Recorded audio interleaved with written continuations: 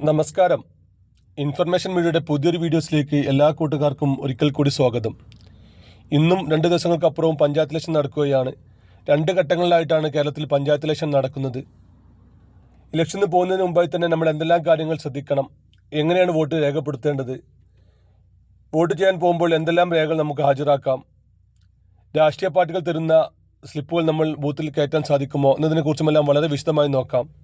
അതിനു മുന്നോടിയായി ഇൻഫർമേഷൻ മീഡിയയുടെ വീഡിയോസ് നിങ്ങൾ ആദ്യമായിട്ടാണ് കാണുന്നതെങ്കിൽ ചാനൽ സബ്സ്ക്രൈബ് ചെയ്യാൻ മറക്കരുത്. നമ്മുടെ ചാനൽ ഒരു തരത്തിലുള്ള മതപരമായ കാര്യങ്ങളോ രാഷ്ട്രീയപരമായ കാര്യങ്ങളോ വരുന്നതല്ല. ഗവൺമെൻറ്റിൽ നിന്ന് ലഭിക്കുന്ന സേവനങ്ങൾ, ആനുകൂല്യങ്ങൾ, അറിയിപ്പുകൾ എന്നിവയെക്കുറിച്ച് മാത്രമായിരിക്കും വീഡിയോസുകൾ വരുന്നത്. ശ്രദ്ധിക്കുക, ഗവൺമെൻറ് സേവനങ്ങളും അറിയിപ്പുകളും എപ്പോൾ വേണമെങ്കിലും പുതിയ മാറ്റങ്ങൾ വരാം.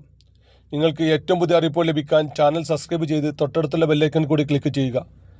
ഫേസ്ബുക്കിലാണ് നിങ്ങൾ വീഡിയോ കാണുന്നതെങ്കിൽ ചാനൽ ഫോളോ ചെയ്യാൻ കൂടി മറക്കരുത്. പഞ്ചായത്ത് ഇലക്ഷൻ വോട്ടർ പട്ടികയിൽ പേരുള്ള ഏതൊരാൾക്കും അതാത് ബൂത്തിൽ ചെന്ന് വോട്ടുകൾ രേഖപ്പെടുത്താം.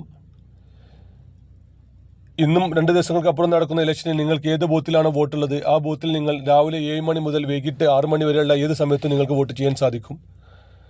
നിങ്ങളുടെ കയ്യിൽ വോട്ടർ ID കാർഡ് ഉള്ളവർക്കെല്ലാം വോട്ടുണ്ടാവണം എന്നില്ല. വോട്ടർ പട്ടികയിൽ പേരുള്ള എല്ലാ ആളുകൾക്കും ഈ രേഖകൾ ഉപയോഗിച്ച് വോട്ടുകൾ ചെയ്യാൻ സാധിക്കും. അതിന് വോട്ടർ ID കാർഡ് തന്നെ നിർബന്ധമില്ല. നിങ്ങളുടെ കയ്യിൽ ആധാർ കാർഡ്, അതല്ലെങ്കിൽ പാസ്പോർട്ട്, ഡ്രൈവിംഗ് ലൈസൻസ്, ഫോട്ടോ പതിച്ച SLC ബുക്ക്, അല്ലെങ്കിൽ ഏതെങ്കിലും ബാങ്കിൽ നിന്ന് ലഭിക്കുന്ന ID കാർഡുകൾ, പാസ്ബുക്ക് എന്നിവ ഏതെങ്കിലും ഉപയോഗിച്ച് നിങ്ങൾക്ക് വോട്ട് ചെയ്യാൻ സാധിക്കും. ഇതിലേതെങ്കിലും ഒരു രേഖയുമായി നിങ്ങൾ നിങ്ങളുടെ വോട്ടെടുപ്പ് നടക്കുന്ന ദിവസം നിങ്ങൾ നടക്കുന്ന ബൂത്തിൽ ചെന്ന് കഴിഞ്ഞാൽ നിങ്ങൾക്ക് വോട്ട് ചെയ്യാൻ സാധിക്കും. ഇതിൽ പല ആളുകൾക്കുമുള്ള സംശയമാണ്. നമ്മുടെ കമൻറ്റ് ബോക്സിലെല്ലാം ചോദിച്ചിരുന്നു, ഒരുപാട് രാഷ്ട്രീയ പാർട്ടികൾ നിങ്ങൾക്ക് ക്രമനമ്പർ പതിച്ച വോട്ടർ സ്ലിപ്പ് തന്നിട്ടുണ്ടായിരുന്നു എന്നുള്ളത്. അതിൽ രാഷ്ട്രീയ പാർട്ടിയുടെ പേരോ ചിഹ്നമോ ഉള്ള വോട്ടർ സ്ലിപ്പ് നിങ്ങൾക്ക് ബൂത്തിൽ കൊണ്ടുപോകാൻ സാധിക്കുകയില്ല.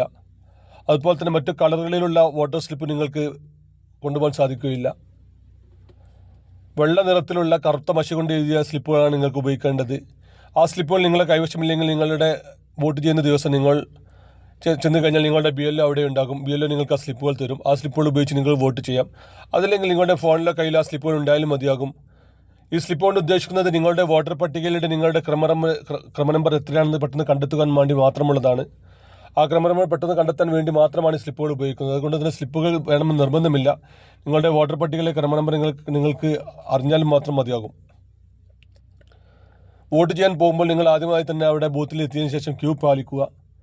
ഏതെങ്കിലും രാഷ്ട്രീയ പാർട്ടിയുടെ ചിഹ്നം പതിച്ച ടീഷർട്ടുകളോ ഡ്രസ്സുകളോ ഉപയോഗിക്കാതിരിക്കുക.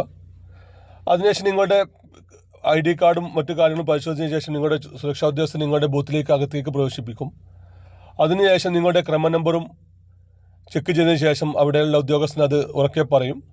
ഈ ക്രമനമ്പറുള്ള ആൾ തന്നെയാണ് വോട്ട് ചെയ്യാൻ രേഖപ്പെടുത്തിയതെന്ന് രാഷ്ട്രീയ പാർട്ടികളുടെ ബൂത്ത് ഏജന്റുമാർ പരിശോധിക്കുകയും അതിനുശേഷം നിങ്ങൾക്ക് വോട്ട് ചെയ്യുകയും ചെയ്യാം. ഇതിൽ ഏതെങ്കിലും രേഖ നിങ്ങളുടെ കൈവശം ഉണ്ടായിരിക്കുന്ന നിർബന്ധമാണ്.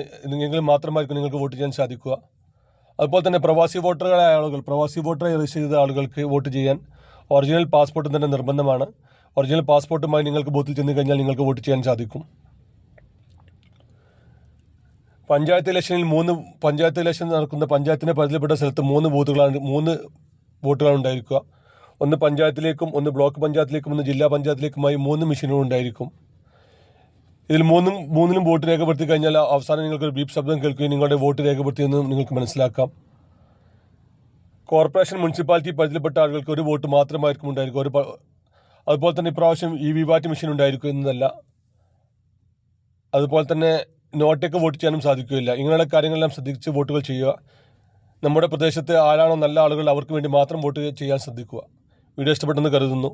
ഇതുപോലത്തെ ഇൻഫോർമേറ്റീവ് വീഡിയോ ലഭിക്കാൻ ചാനൽ സബ്സ്ക്രൈബ് ചെയ്ത് മറ്റു കൂട്ടുകാരിലേക്ക് ഷെയർ ചെയ്ത് കൊടുക്കുക.